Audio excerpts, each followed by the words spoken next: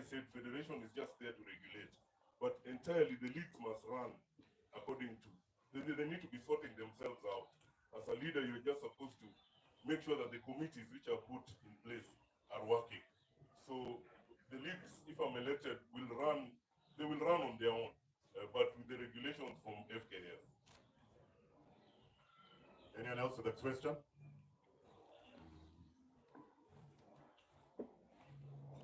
As it comes, maybe you can touch on the stadium situation in the country.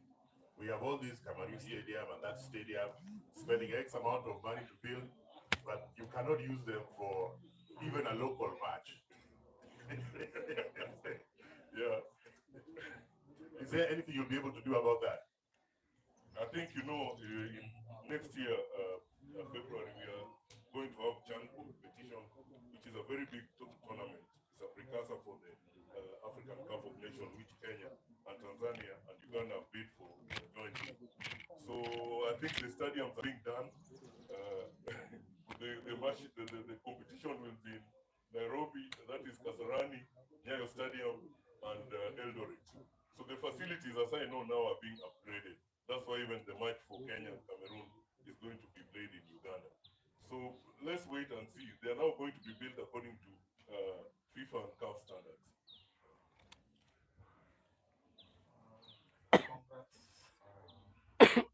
I hope hautalia mwisho. Unasema hakuna kulia. Hakuna kulia na Alila. Tuone. Tusione ukilia. Kulia. And so, when talking about kulia, I'm looking my question is centered around the electoral rules. One, are you eligible? Secondly, around there, you look at the way those things they talk about endorsements in when you're trying to for those candidates, like especially from the grassroots going up, you find that do you think or don't you think that they can also be used to lock out some other people so that they cannot, so that some candidates are not eligible? And then the last one is about the candidacy of the incumbent who's already confirmed is going to submit his candidature, and this is the third term. Only that. Thank you. You're coming from where? You should have introduced yourself. Sorry. Which sports media? I'm Wepukulu. Wepukulu is a seasoned journalist. A leading sports practitioner in the city. Yeah. Thank you. To answer your question, I'm eligible. I don't think eligibility is an issue for me. I was elected as a NEC member in 2014, representing Nyanza.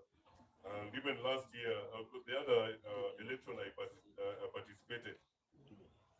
So as I told you that the SGM convocation, they're using, to answer your question, the regulations, FIFA Standard Electoral Code, if you have seen that section A, that is article number 3, as a seasoned journalist,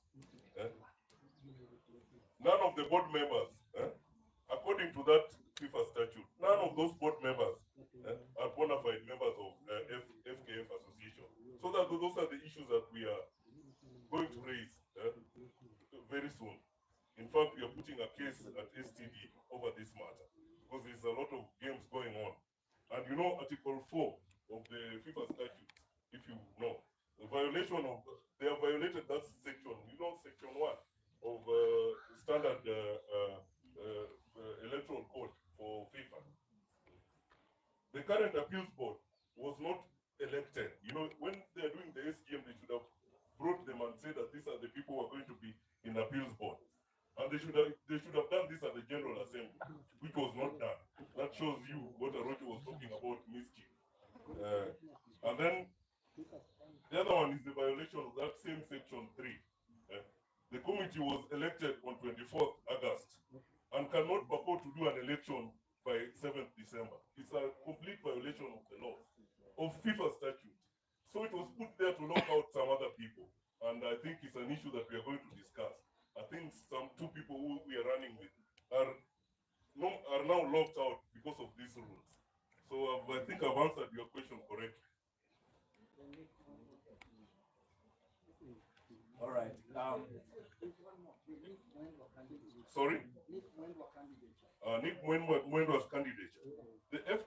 constitutions allow that he can run for another post, but not the post that he held before.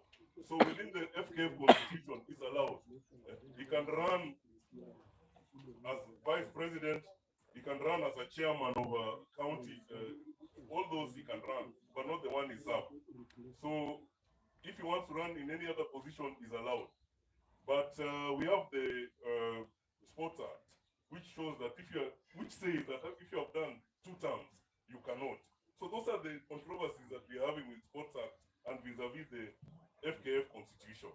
Because the minister says that if you have done 2 terms according to the Sports Act, you are not supposed to run. And also the eligibility issues also comes in. Because the Sports Act has elaborated the eligibility criteria for all candidates that are supposed to run. So those are the issues that we are going to deal with this week. Yeah. My name is Tony Kwalanda from TV47, and congratulations, Thank you, Tom Alila, for your candidature in the presidential elections of FKF. Of course, you've answered my one question about the FKF constitution. I don't know, you might delve into it much deeper. Will you be looking to do any changes to it?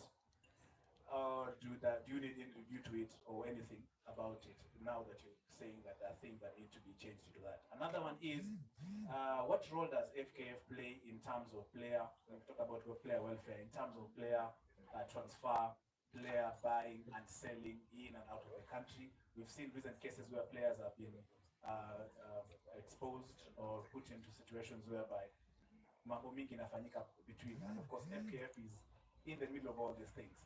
And of course, and the last one,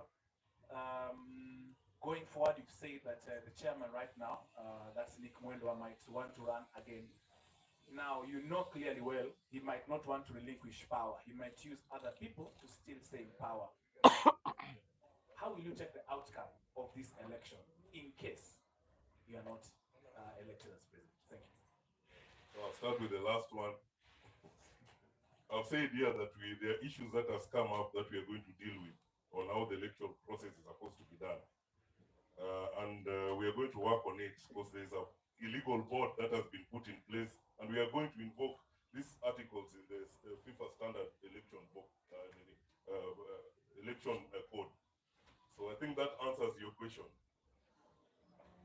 On how the leagues, what was the second question again?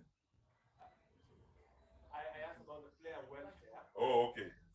Yeah, I've said in my speech here that one of the pillars I'm running on players is players' welfare. I think the federation has not done so much on issues of players' welfare, and it's a big problem that when I'm elected, I'll put it as a priority for me to tackle. On issues of player transfers and all that, there's been an issue. You find this Rambi Stars coach, which nobody has seen his contract. I think his main aim is to be selling players, and then it interferes with all the players in the top tier league. So that's why I was saying cronyism in football. You find that the president owns a club, so their main aim is to be selling those players. They give them platform in Arambe Stars and they are sold. So those are the issues that, when if elected, we'll have to streamline in issues of players licensing and also Arambe Stars. Actually, my main aim is to, in our discussion with the government, even though Arambe Stars is part of the property of FKF, but its management now, in terms of national assignment, should be now relinquished to the government, because it's now a national team. In terms of how they move, where they go, and I think the government has done some good work now. You can see the women team are in Dominican Republic, and we have not had any issues of transport and all that. Arambe Stars has also, the government has put a lot of attention on it, and we've not had any issues at all. The boys, I think, they're okay now. There are no problems, which kept on coming up all the time. So when elected, we will streamline this to be more smoother, working with the government to ensure that government put a lot of funds in sport so that these activities can run smoothly. Congratulations, Mr. Alila, for your decision to run for president. I have 2 questions. The first one is, under the previous regime, of course, you were a NEC member, Nyanza region.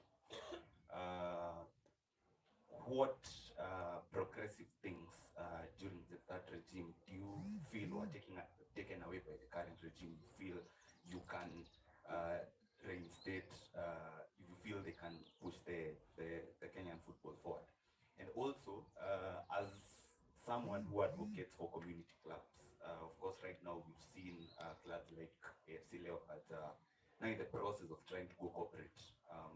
We've seen even in countries like Tanzania, we've seen other community clubs like Simba and Yanga are now trying to go corporate, and you can see it's helped their football grow. Will you advocate for modernization of such clubs? And if they do so, do you think it is something you're going to advocate for in order to help the country's football grow? Thank you. Yeah, to answer the first question, we have been having a lot of issues on how club management are done. Like the issue you've raised with these community clubs. I propose strongly that these community clubs must have a corporate background for them to attract sponsorship. There's no corporate sponsor who can sponsor just a team like that without accountability. And when they have shareholders and they are corporate, it's easier for them to be dealt with. I think Tanzania has done that with Yanga, and you can see Simba. Most leagues in Tanzania are having corporate sponsorship. And that's what we are going to advocate to make sure that it is done. But it needs a deeper discussions with the funds and how they can attract, they can accept this. It's been a very rigid issue when it comes to making this clubs corporate.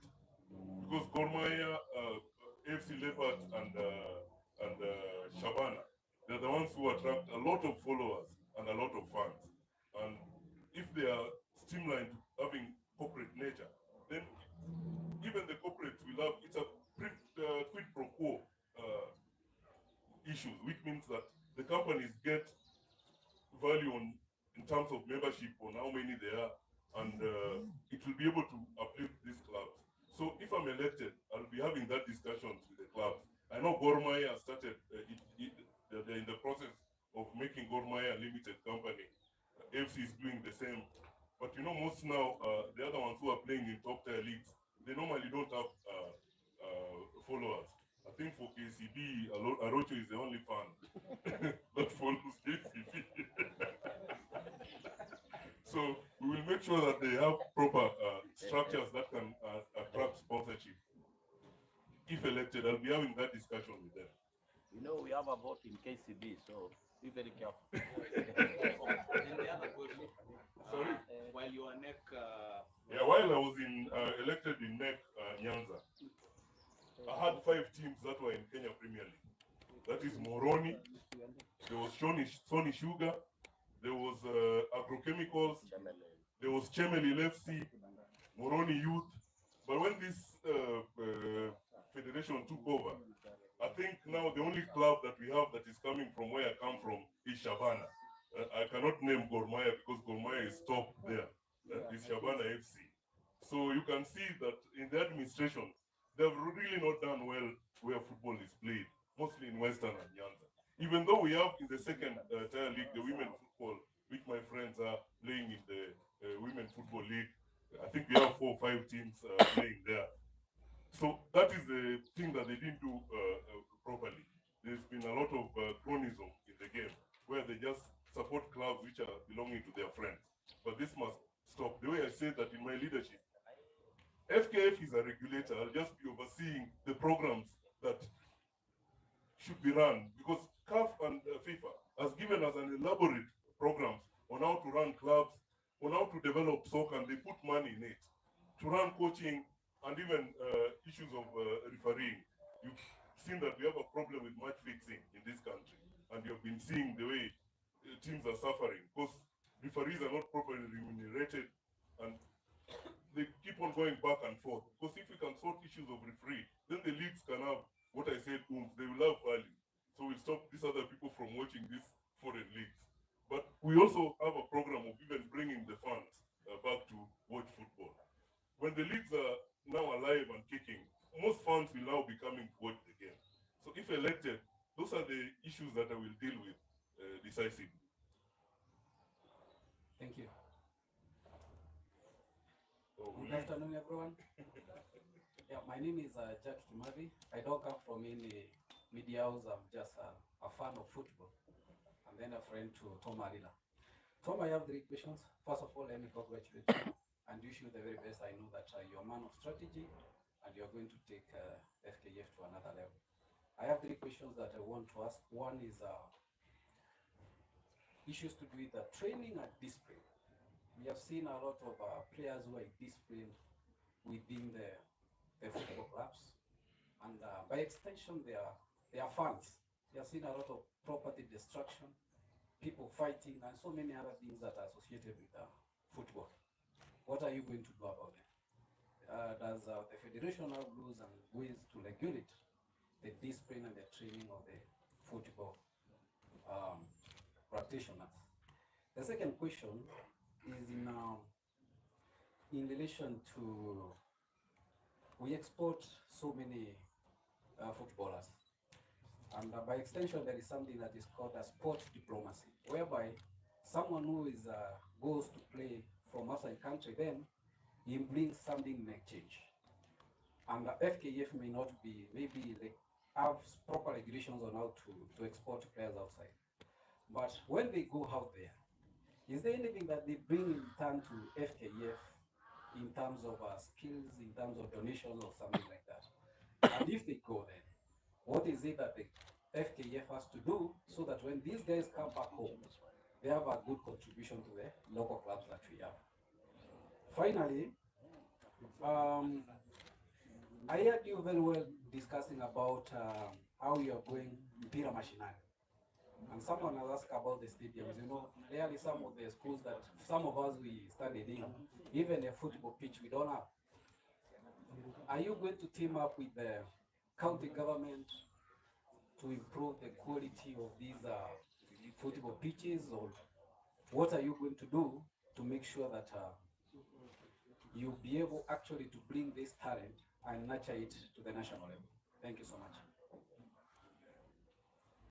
To answer the first question, the way now the federation is composed is hygienic.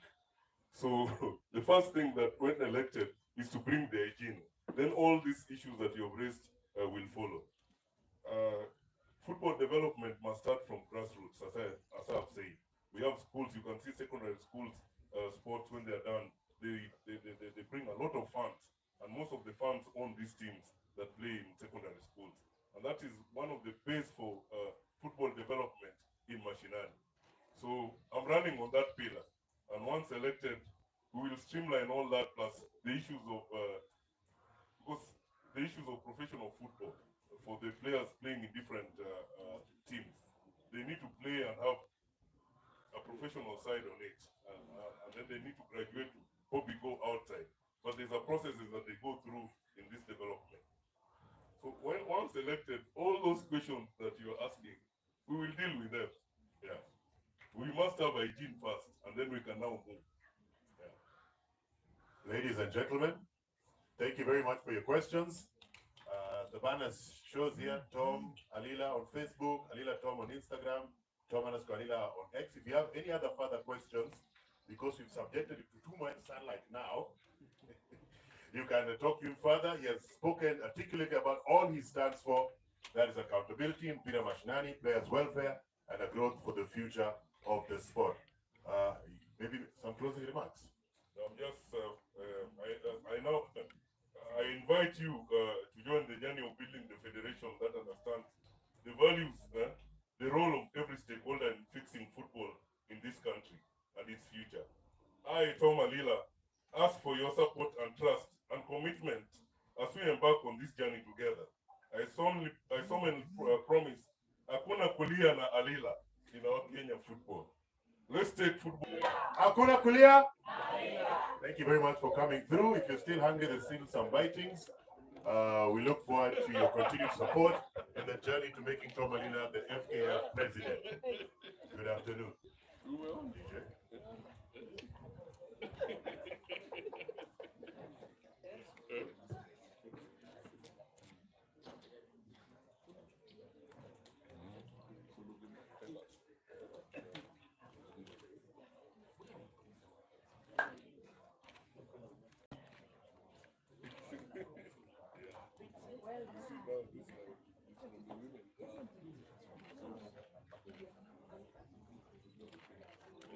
Maybe what we can do is we have this.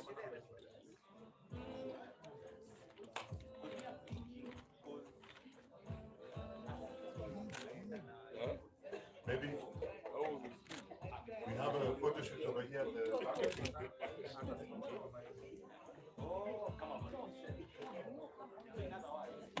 So we can take the photos there. At the banner here.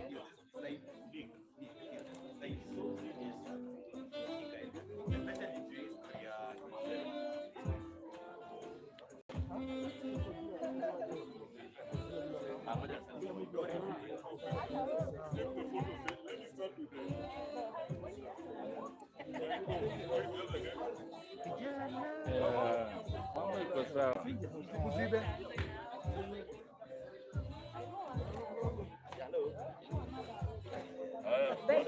Madam. Yes, our flower. We're beautiful flowers. Yeah. Okay.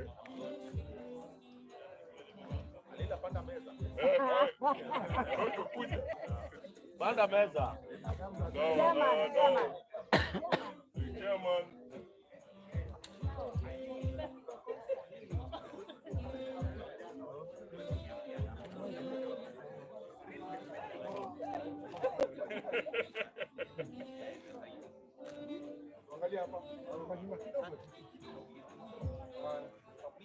My friend,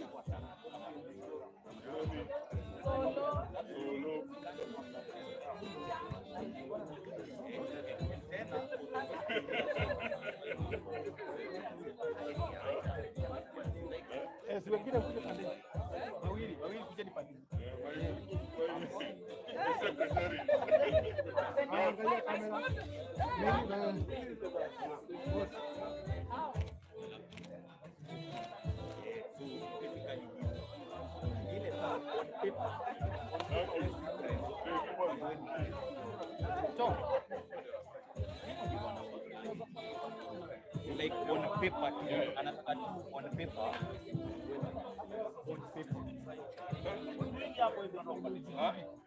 How was it?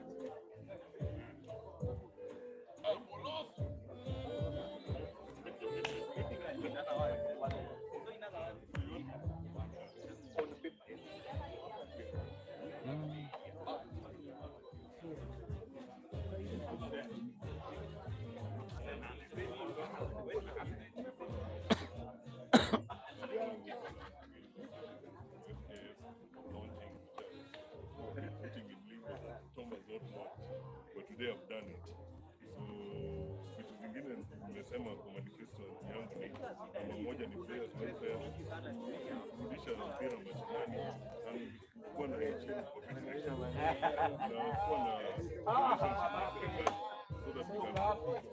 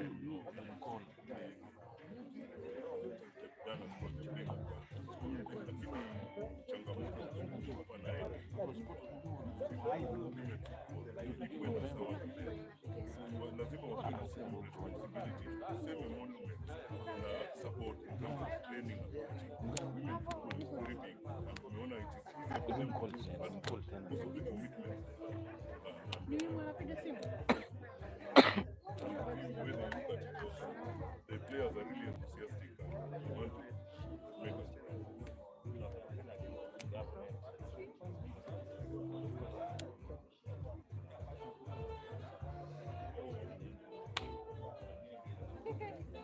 kwa sababu tunaona kama FKF wanarun league wanakuanga na shida. Kama wao wenyewe wanarun league ile wana Kenya Premier